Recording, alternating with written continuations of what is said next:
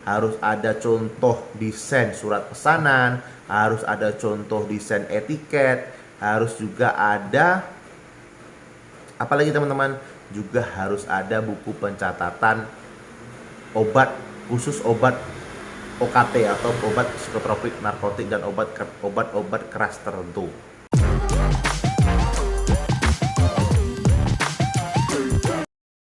Oke teman-teman, di video kali ini adalah video part kedua dari video saya sebelum yang kemarin. Nah, di video kali ini kayak akan melanjutin lagi tentang sarana dan prasarana apa sih yang diminta oleh Dinas Kesehatan dalam perizinan apotek. Nah, kita langsung saja bahwasanya nanti ini seingat saya teman-teman, karena udah 2 tahun yang lalu, jadi mungkin nanti checklistnya mungkin akan sedikit berbeda atau mungkin ada penambahan apalagi tentang adanya RUU kesehatan terbaru, apalagi sudah diterapkan di daerah masing-masing. Nanti teman-teman silahkan tambahkan sendiri, mungkin berbeda dengan daerah teman-teman, silahkan coret-coret di kolom komentar. Nah, jadi prasarana dan prasarana apa sih yang diminta oleh Dinas Kesehatan? Yang pertama tentunya teman-teman harus ada bangunan. Nah, bangunan harus ada teman-teman, harus ada bangunan. Bangunan itu kira-kira cocok atau enggak untuk mendirikan apotek?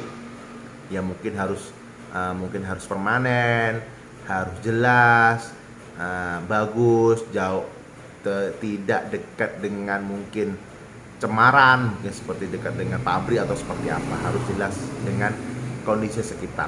Dan yang kedua yaitu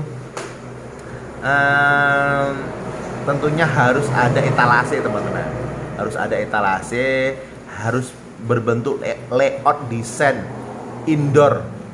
Teman-teman tuh harus seperti apa? Apakah letter U, apakah letter L? Nah, terserah teman-teman diatur sedemikian rupa. Itu juga akan diminta oleh Dinas Kesehatan. Setelah itu, teman-teman wajib menyediakan yang pertama itu wastafel. Wastafel dalam ruang racik. Itu wajib karena namanya kita petugas farmasi harus terus higienis dalam tiap pelayanan obat, mungkin itu peracikan dan penyerahan obat lainnya. Makanya di sini teman-teman diwajibkan untuk menyediakan wastafel, harus dengan air yang mengalir, harus wastafel beneran teman-teman, bukan wastafel ica-ica. Selain teman-teman harus mempunyai kulkas atau mempunyai lemari pendingin dengan suhu sejuk 2-8. Nah, ini diperuntukkan kita menyimpan obat-obatan yang khusus butuh perhatian khusus dalam suhu 2-8. Mungkin di sini vaksin, mungkin sediaan suppositoria, mungkin sediaan yang harus di suhu 2-8. Teman-teman harus juga menyediakan dengan apa? Dengan sekaligus termometernya.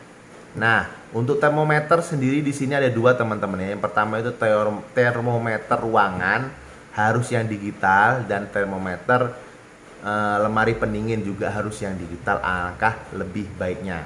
Setelah itu teman-teman harus menyiapkan meja racik. Meja racik, perlengkapan racik itu meja set racik lah teman-teman, set untuk meracik. Ada meja, ada kursi, ada perkamen, ada etiket, ada timbangan. Nah, untuk timbangan sendiri teman-teman tidak perlu menggunakan timbangan gram atau miligram yang seperti ini teman-teman ya, seperti ini. Nah, cukup menggunakan timbangan miligram yang sudah digital, namun hasilnya tetap akurat. Karena boleh dikatakan sendiri kalau di apotek luar, kecuali kalau di rumah sakit atau di puskesmas ataupun di klinik teman-teman ya, kalau di apotek luar itu untuk meracik sendiri sangat-sangat sedikit, kecuali kalau ada praktek dokternya teman-teman ya. Jadi sangat jarang sekali dipakai timbangan tersebut. Tapi kalau teman-teman bekerja sama dengan dokter, ada relasi dengan dokter, dekat dengan rumah sakit besar, mungkin ya tidak menutup kemungkinan. Tapi alangkah baiknya teman-teman harus tetap sediakan timbangan, itu wajib. Selanjutnya teman-teman harus menyediakan buku standar. Buku standar alangkah baiknya yang edisi terbaru. Ada itu ISO, ada itu MIMS, ada itu mungkin DOI dan lain sebagainya. Teman-teman silakan lihat buku standar, karena sifat manusia pasti ada terlupa, makanya buku standar itu sangat-sangat diperlukan di kita. Selalu teman-teman sediakan juga peraturan perundang-undangan yang mengatur tentang standar pelayanan kefarmasian di apotek. Jadi di sini teman-teman pada saat melakukan pelayanan kefarmasian harus punya pegangan dan punya dasar untuk melakukan pelayanan kefarmasian di apotek. Setelah itu apa? Setelah itu teman-teman juga harus punya kartu stok. Wajib kartu stok juga harus ada buat stok-stok barang kita. Harus ada contoh desain surat pesanan, harus ada contoh desain etiket, harus juga ada apalagi teman-teman, juga harus ada buku pencatatan obat khusus, obat OKT atau obat psikotropik narkotik dan obat-obat keras tertentu. Di sini teman-teman juga harus wajib menyediakan lemari psikotropik narkotik. Ukuran lemarinya sudah diatur sesuai peraturan perundang-undangan. Teman-teman bisa melihat ukuran lemari berapa, harus double lock seperti apa yang diminta. Bisa diletakkan di bawah ataupun digantung, itu wajib ya teman-teman. Dan selanjutnya teman-teman juga harus wajib menyediakan ruangan khusus konsultasi apoteker. Jadi teman-teman harus punya ruangan khusus konsultasi apoteker yang harus terlihat seperti ruangan praktek, seperti ruangan praktek konsultasi antara apoteker dengan pasien. Namun kalau seandainya teman-teman tidak memungkinkan bangunannya untuk adanya ruang konsultasi apoteker, teman-teman silahkan sediakan kursi dan meja tempat duduk yang terpisah dari kasir, karena supaya lebih intens percakapan konsultasian, dan itu bisa dijadikan sebagai tempat untuk ruang konsultasi apoteker. Tapi alangkah baiknya ada ruangan khusus tersendiri, ruangan konsultasi apoteker. Setelah itu teman-teman yang sudah terbit surat izin prakteknya, baik itu mungkin apoteker dan tenaga teknik kefarmasian, silahkan pajang atau silakan buat papan nama sesuai dengan peraturan perundang-undangan sudah ada. Ukuran papan namanya seperti apa, silakan teman-teman pasang di dalam ruangan. Nah setelah itu apalagi, setelah itu teman-teman juga harus ada papan nama teman-teman ya, papan nama dari apotek tersebut. Tidak harus neon box, yang penting menandakan bahwasanya di sini adalah apotek. Itu gunanya untuk papan nama. Setelah itu apa lagi? Setelah itu tadi sudah ada lemari narkotik, sudah ada kartu stok, contoh surat pesanan, lemari set, wastafel, dan kalau bisa ini yang paling penting teman-teman ya, yang paling penting teman-teman kalau memungkinkan harus menggunakan AC ruangannya. Tapi gimana bang?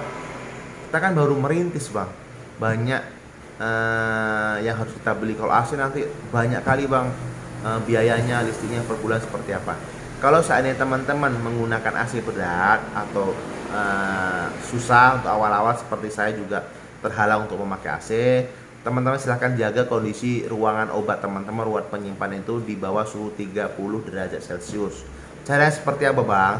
Caranya teman-teman silahkan buat sirkulasi udara yang bagus dan tambahkan dengan kipas angin. Nah itu gunakan solusi teman-teman ya, tambahkan kipas angin.